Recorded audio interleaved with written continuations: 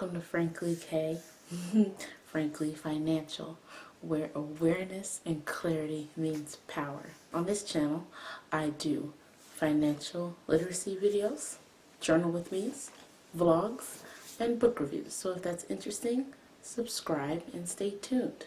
Today, we're going to talk about what I said I'd talk about last week, because I already filmed this video last week, and that is, what are the good reasons to even have a bank account? I know a lot of people used to come and ask why they should keep a bank account, and honestly, you don't have to if you don't want to, but if you do want to, or if you're just like, I could do something different, these are some, I think, valid points as to why bank accounts are an asset. At the end of the day, it is up to you what you want. So let's get started. I actually was trying to see if I should, let's see something. Here we go. So my cousin got me a microphone. I'm gonna set the microphone over here and see what that does for me. Yes, here are the reasons, some key points as to why having a checking and savings, like just a regular checking and savings, could be helpful. This video is for people who want to know what's the point in getting a checking or a savings account, especially when most of financial TikTok and financial Instagram and stuff is constantly telling you like you're wasting your money getting a checking and a savings. It's more along the lines of, when you're talking about investing, a regular checking and savings bank account is not an investment tool. It is a financial tool, but it's not going to be like your best investment. Like a regular savings will get you a little bit of something though. So it's not a zero, it's not a dead investment. I'm pretty sure that might be a term. I don't know. So one of the reasons you might want to get a checking account is check cashing fees. Those can be astronomical. So I used to have to check cash a lot. Like I couldn't get a bank account or whatever way back in the day, and it was hard. Getting a bank account was hard sometimes. And so what I had to do was always cash my check. The problem with that is that if you have any kind of job, at the time I had 2 jobs or whatever, so one of them I was just like, I'll wait, but I at least need to cash one check so I could have money for the weekend to get back to work on Monday. The problem with that is I got off after 5 o'clock, and most check cashing places have to call and verify. So I used to go to the liquor store because they were the cheapest at the time. I don't know who would be the cheapest now. Definitely not like Ace. They take a good amount of money, but like I went to the liquor store and stuff to cash my checks because it was the cheapest. I think they only took like 3%. They have to call to verify the check, and they would not answer because the corporate office or payroll, whoever they're calling, they're gone at 5 o'clock, 5:01. So that was really inconvenient, not being able to get my money immediately. And then even if you are still cashing your check at a bank, some banks are open after 5, but some aren't. So you'd have to go in on your lunch break, you'd have to try to cash that check, which is life, right? But if your job does direct deposit, that is something that you could skip. Like you wouldn't have to go through that process if you had a bank account, because your direct deposit could just go straight into your bank account. There are pay-as-you-go cards, like prepaid cards or whatever, that you could load your check onto, but I believe there's a fee for that, and I don't know if the fee applies every time you load the check. But everything has fees, so that's really something you could decide for yourself. But also, in the same realm of check cashing, something you can't do with a prepaid card and check cashing is sometimes cash a check without a fee, is what I mean. Say you bank at M&T, and in your instance, someone gives you a check from M&T. It doesn't even have to be payroll, but if it's payroll, it's better, because this would be a better example. But, if it's not payroll, you have M&T bank account, and the check is written on an M&T check. When you take it to your bank, you can cash it, no fees. They can verify the check immediately because it's the same bank. If it's not the same bank, the general rule is that you have to have the same amount in your account as the check is if you want to cash it out, or you want to cash out the amount that's in your account. And say you're a regular person, you might not have anything in your account or not very much in your account. But there are some times where at the teller's discretion, they will consider a payroll check verified, especially if they've verified it multiple times on a regular basis. Like you come in every 2 weeks or you come in every week like clockwork. It's the same person. You even go to the same teller, etc. The person sees you. They've called and verified the check before. They've done it more than once, like way more than once. They over a course of maybe a couple months, they really get to know you. You guys are probably on a first name basis and stuff. The teller might cash that check on the strength of knowing that it's a payroll check. They've already verified it. They see you all the time. This is a regular transaction. It's like you're basically at this point getting change because they know you. You've made a relationship with these people. They understand this is your paycheck again. They have verified the paycheck multiple times. They know you still work at that place, etc. And even still, they might still call to verify every time, but the point is they're doing that so that they can cash the check. Those are some of the steps that a teller can take, but that is not the general rule. That is an exception that is made. A lot of people will call to verify regardless if it's drawn on the bank or not. In that case, even if the check is not the same bank as the bank you have an account with, though, that's a way you can cash your check for free because they know it's good. You have a relationship at this bank. That's the benefit of having a relationship at a bank, etc. Second thing is that your money is safer than it would be if you had stashed it somewhere, say in your house. Because I see on the internet a lot of people have different family situations, and keeping it at the bank is it's safer than bringing that money home. So if you can keep it somewhere else where they don't have access to it, I think that it helps. And then the fact is you can get in a bank solely in your name and no one can get any information about your bank account without you standing right there with ID and all that other stuff. It's an extra layer of security. Like maybe you don't want someone to know how much you're making because of the situation you're in. Like some people with like an abusive spouse or an abusive parent or something like that, or even like an abusive sibling or something, like, or just an abusive family member that's in the house. And it doesn't have to be like physical abuse or anything. It could be mental or emotional abuse. And the point is you don't want them knowing like your money situation ever.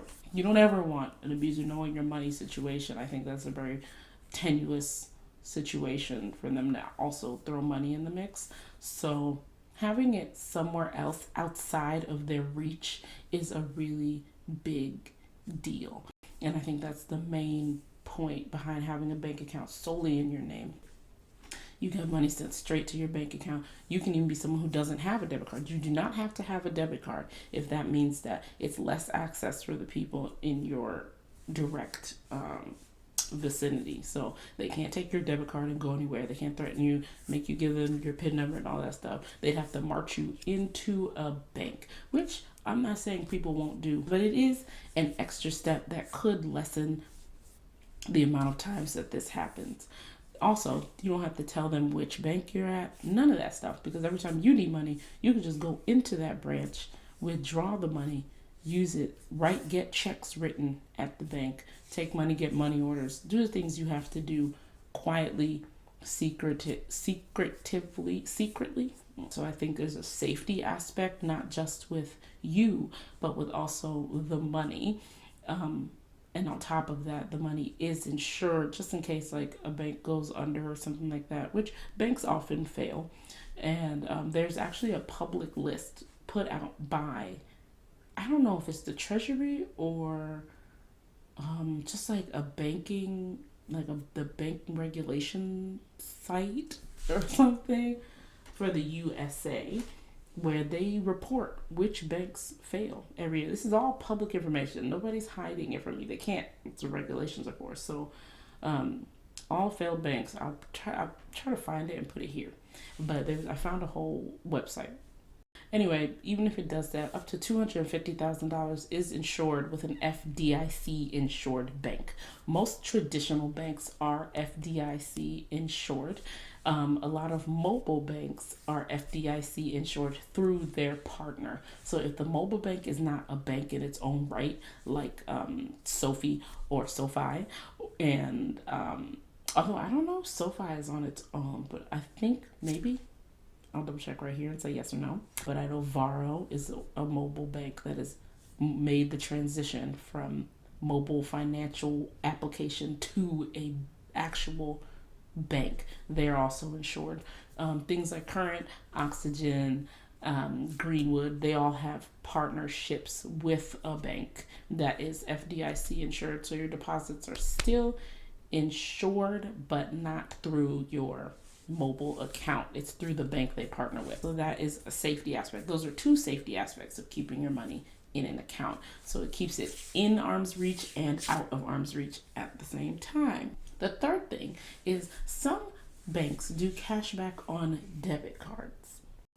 Not many. And sometimes there's like a special thing attached to it. So like you'd have to probably have a larger direct deposit, and it's like certain types of banks, so there's that. The fourth thing is that some banks look more favorably, this is not a guarantee, but they look more favorably on extending credit or loans to account holders who have a good and long-standing relationship with them.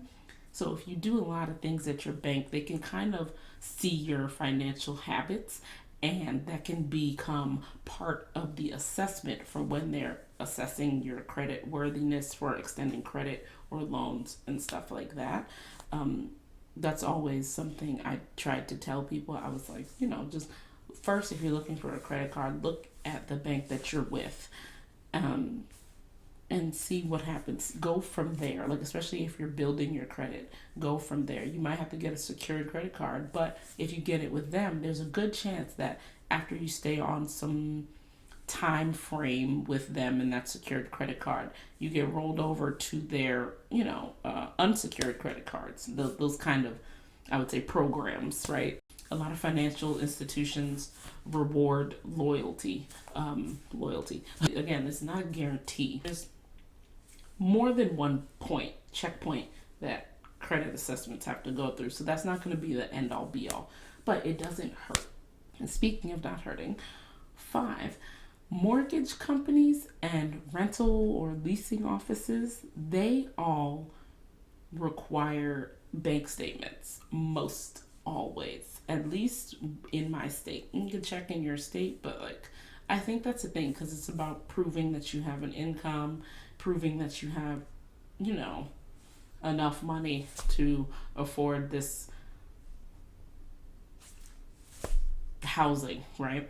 So part of that is doing bank statements or pay stubs. Some places, every time I applied to apartments, they want both. There was only one place that wanted one or the other.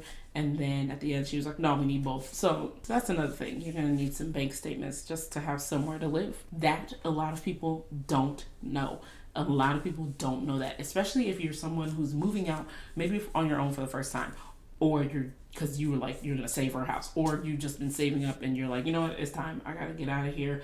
I'm going to be on my own for whatever reason. And this is your first time in the housing market, rental or mortgage wise. And you don't realize that they're going to ask you for bank statements and you don't have a bank account. That's going to be a hindrance. And they always want at least 2 months back, 2 or 3 months. I've seen as far as 6 months. For mortgages, they definitely want 6 months or more. And for rental, I think they only asked for 3. At least in my state, those are the things I was asked. Also, keep in mind though, there's a lot of situations where people might ask you for things that aren't actually what you need to give them. So definitely double check in your state, because sometimes it's used as a discriminatory practice. Okay. And number 6 is back to direct deposit land. I don't know if I mentioned this earlier, but direct deposits Direct deposits. Some banks do up to 2 days early after they realize it's a payroll thing. It takes a while to kick in. I think mine took maybe 2 paychecks before they were like, okay, here's your, because we see this as regular, here's your early deposit. Just check. I know I love getting paid early because waiting all the way until Friday is some bullshit.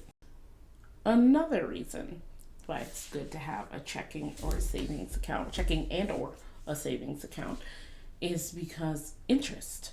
Now, it's not the most interest. Like, I'm going to be honest. Most banks, they don't have the highest interest on the general checkings and savings. Some checkings, they don't have interest at all. But the point is that that little bit of something is better than nothing. It is. It is better than nothing. And especially if you're someone who you're just like super low risk, but you know how to save, you know how to pinch a penny, but you do not feel like risking your money anywhere, and it's just not going to happen. Different types of savings accounts would be better suited as an investment, like a CD, where that's locked in at a term and a rate for that term. That would be your best low risk investment. But if you're just even not interested, you just want to see on the side, like you have your investments, but then you have your savings. And the point of your savings is really to have liquid money that you gather up throughout the year. So for instance, I have a new project, right, where I'm splitting the year into quarters like a business. And each quarter, I'm not going to set any number goals. I'm just going to squirrel away some money in a savings account just to see how much I could impulsively save. So my impulsive savings is going to be in that account at the end of the quarter. And basically that money going to turn into fun money. So at least once a quarter in the year, I am able to know that I have this money set aside to do something fun. And I just want to see how much money can be in there. A savings account is good for stuff like that. Stuff where you need to save money. It can gather the smallest bit of interest, even if it's 1 penny. 1 penny. It would be more than the no pennies I would get and possibly keep myself from dipping into if it was just cash on hand. And then also it keeps it more liquid than when it's tied up in an investment, like a different higher yield savings account. Sometimes those things you can't really touch them without penalty or paperwork. This one you can withdraw on your own time. So that's the benefit of that kind of regular savings account where you can save money and then also spend that money at your own rate, like at your own time, when you need it, as soon as you need it, okay?